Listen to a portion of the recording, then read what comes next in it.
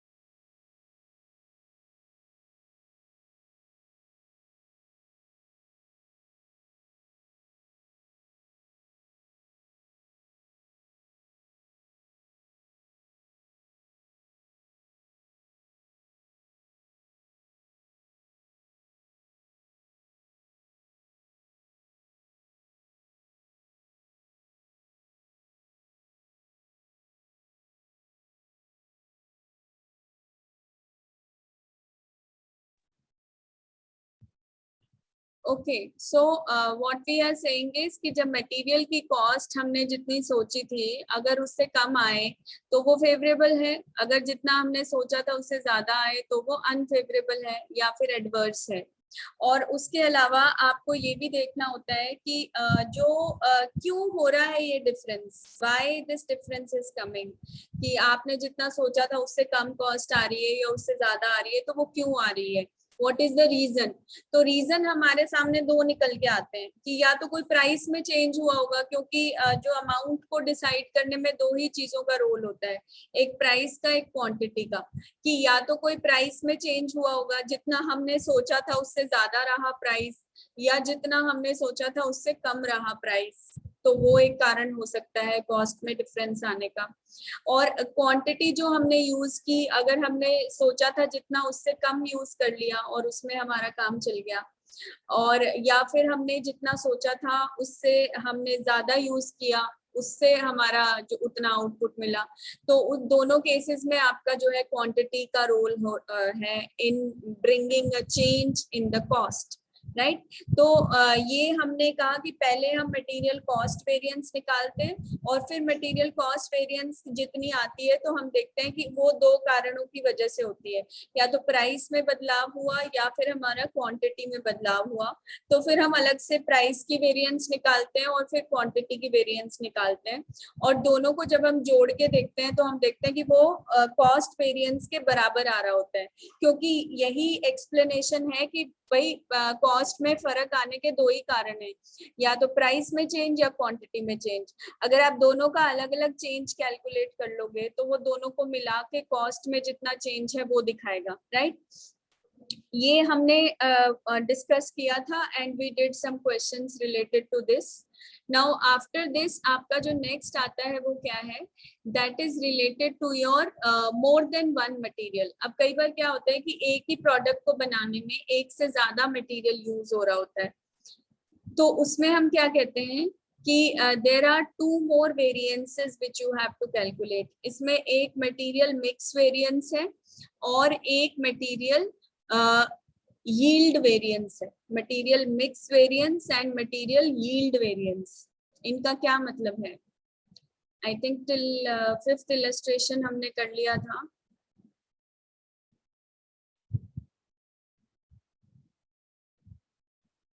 याद कर लिया था ना।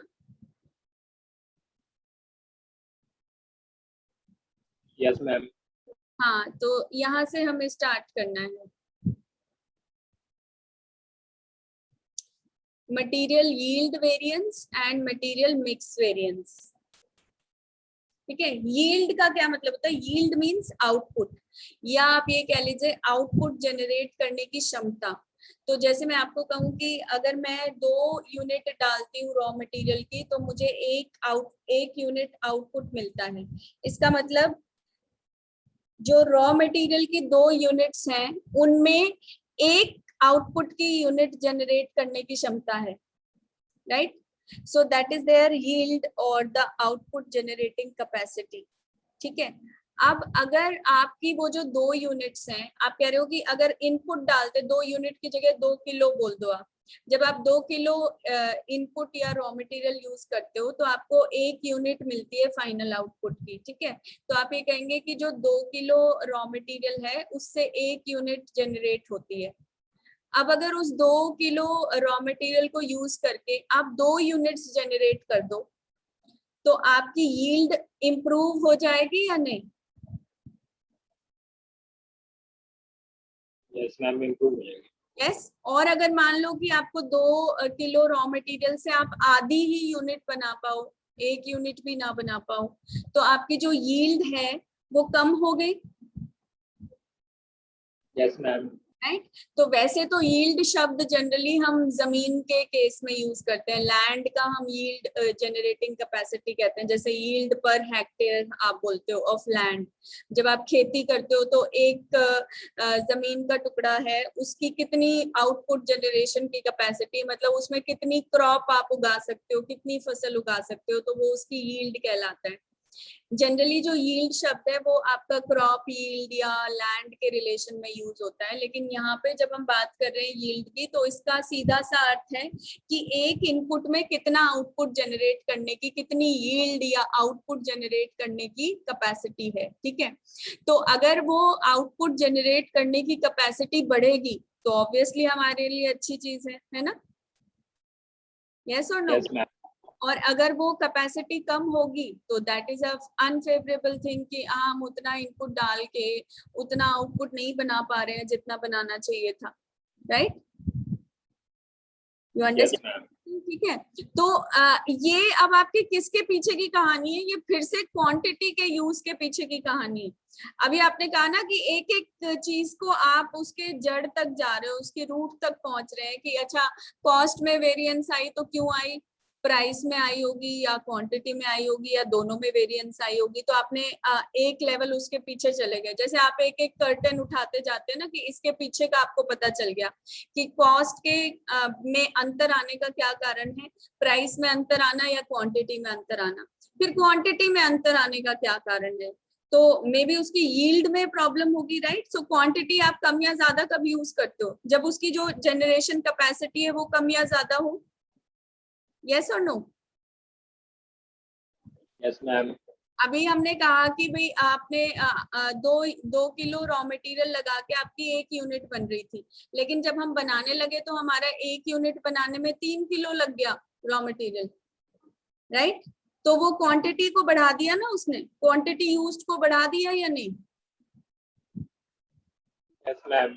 राइट, तो वो किसकी वजह से बढ़ी है? उस यील्ड की वजह से कि उसकी यील्ड कम हो गई। पहले 2 किलो मटेरियल आपको 1 यूनिट दे रहा था, अब 3, एक्चुअली जब हमने बना के देखा तो 3 किलो मटेरियल लग रहा है 1 यूनिट बनाने में। तो एक स्टैंडर्ड था जो हमने सोचा था, हमने सोचा था कि हम 2 किलो मटेरियल लगाएंगे तो हमें 1 यूनिट मिल जाएगी आउटपुट की, लेकिन अब हमें 1 यूनिट मिल रही है 3 किलो मटेरियल लगाने पे।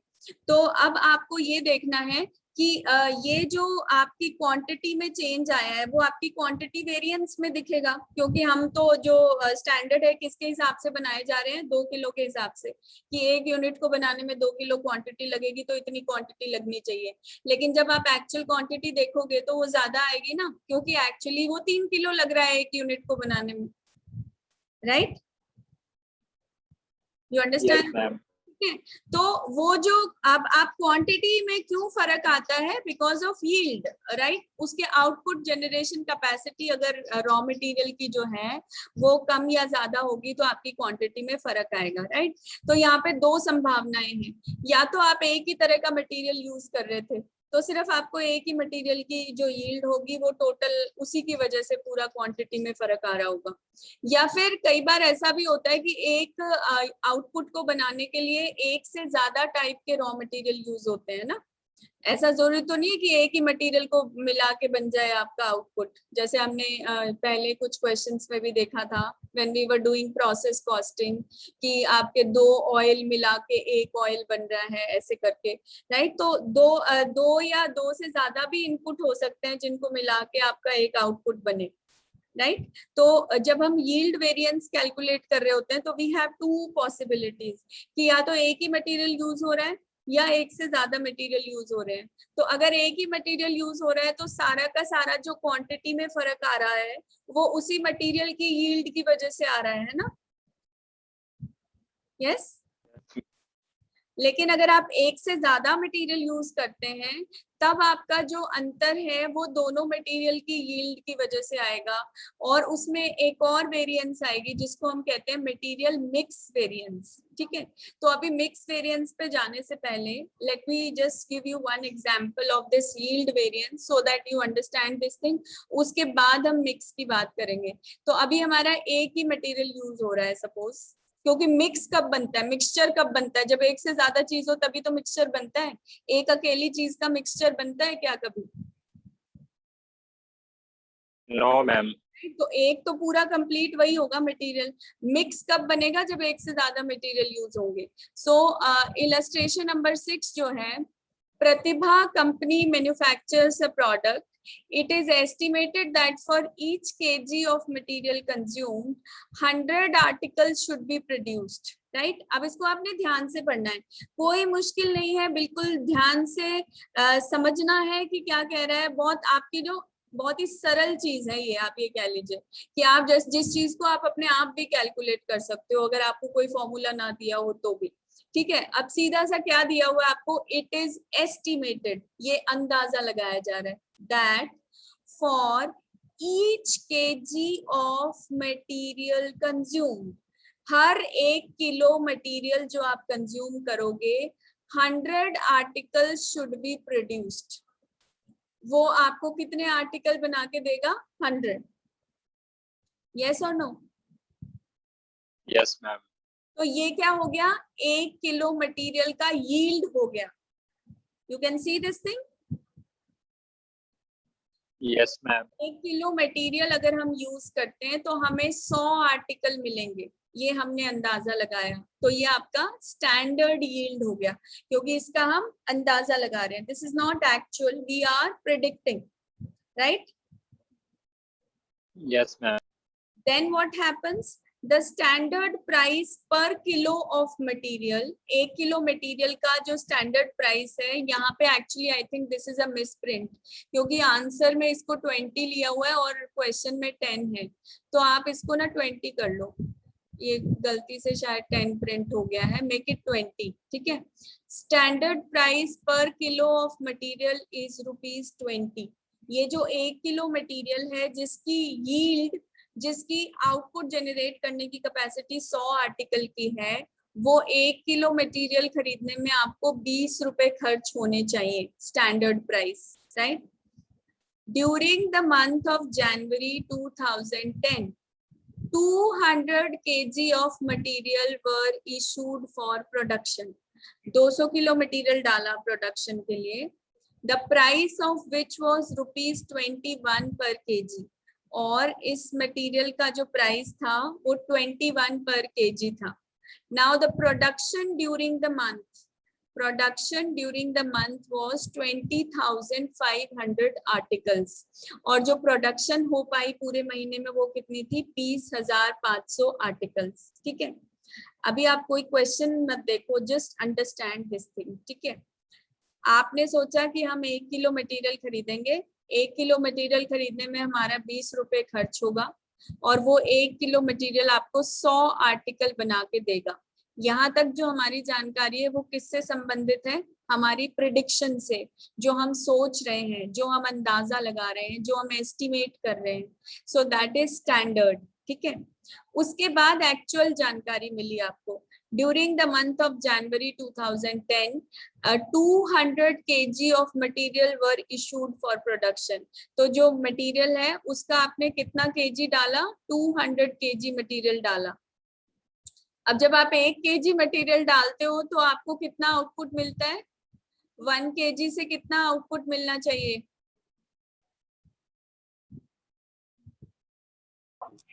100 articles ma'am. Yes, very good, 100 articles, right? तो अगर आपने 200 डाला एक्चुअली, तो 200 kg से हमारी प्रिडिक्शन के अनुसार कितना मिलना चाहिए आउटपुट? एक हमने प्रिडिक्शन की हुई है ना कि अगर आप 1 किलो डालते हो तो आपको 100 आर्टिकल मिलेंगे आउटपुट के। तो अब आपने 200 किलो डाला है एक्चुअली, तो 200 किलो डालने पे आपको कितना आउटपुट मिलना चाहिए?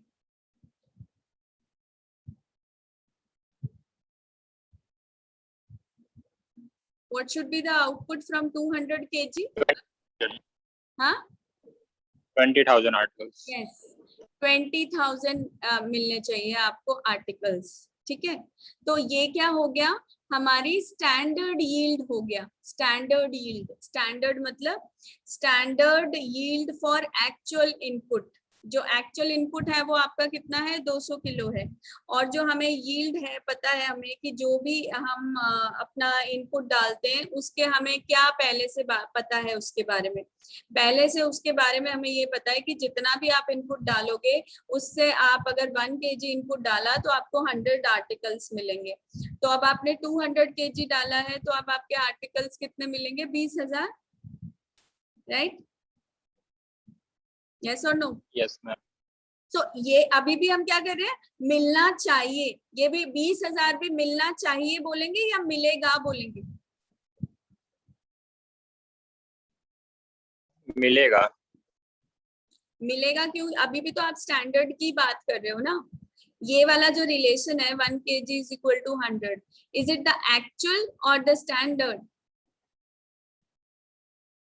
स्टैंडर्ड। स्टैंडर्ड है ना। तो स्टैंडर्ड क्या होता है? जो आप सोचते हो, जो आप प्रिडिक्ट करते हो, है ना।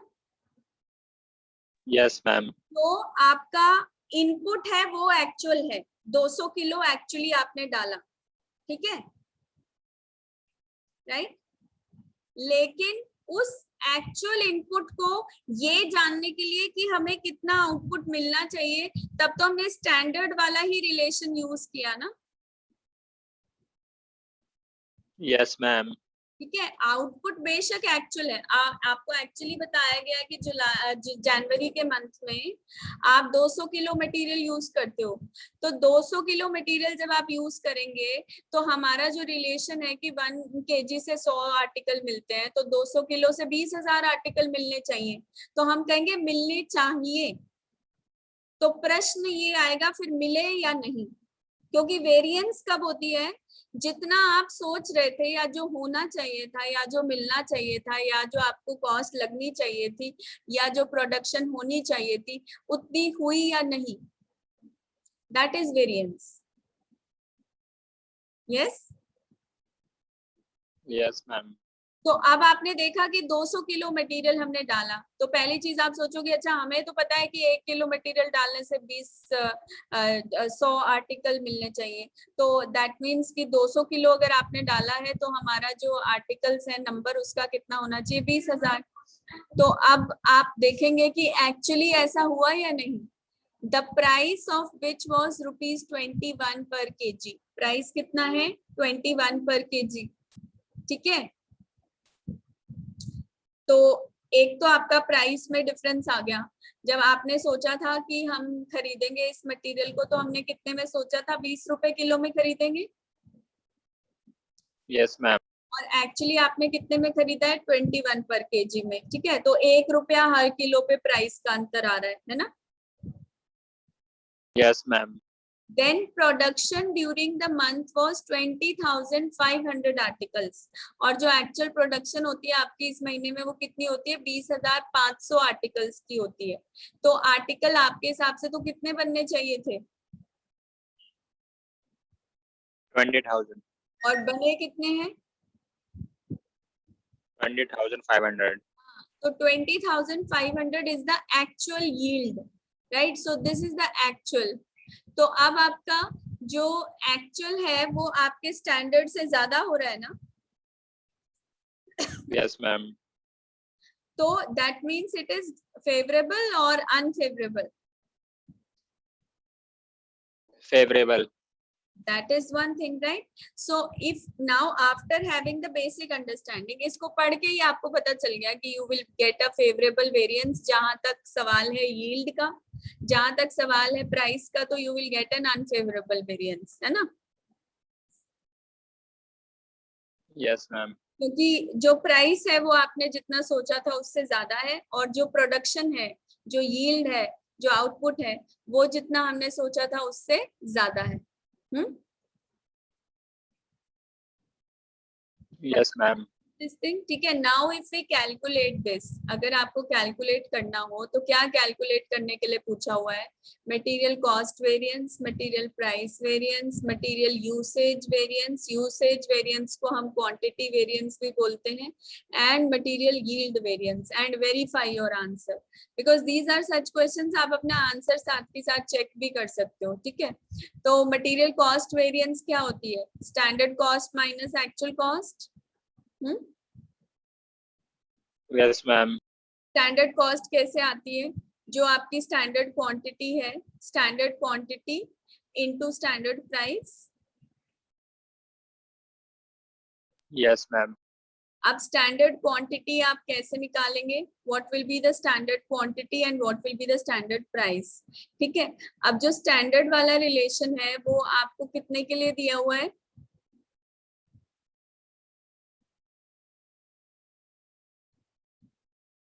स्टैंडर्ड का 20 रिलेशन 1 kg से आपको 100 आर्टिकल मिलते हैं, ये दिया हुआ है।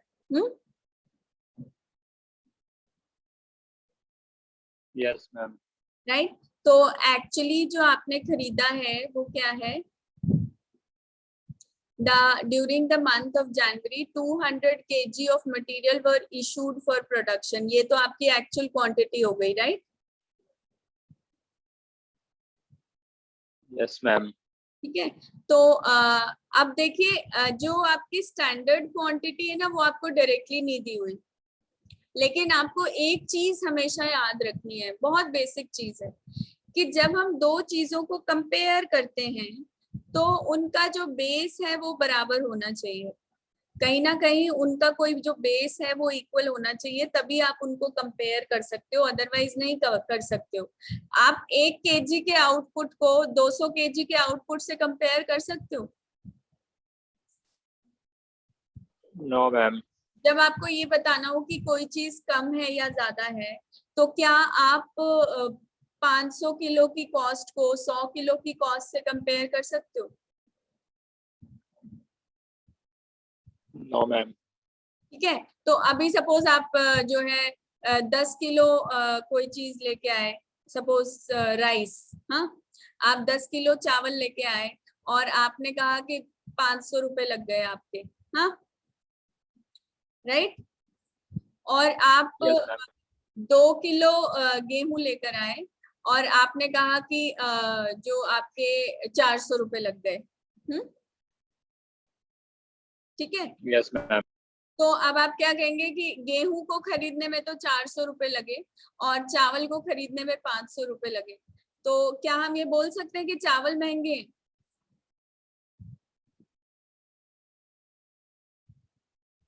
Yes, ma'am. कैसे यस? वो जो चावल है वो तो 10 किलो है ना, वो जो 500 रुपए है वो 10 किलो की कॉस्ट है, और जो गेहूं है वो 2 किलो की कॉस्ट है सिर्फ। तो क्या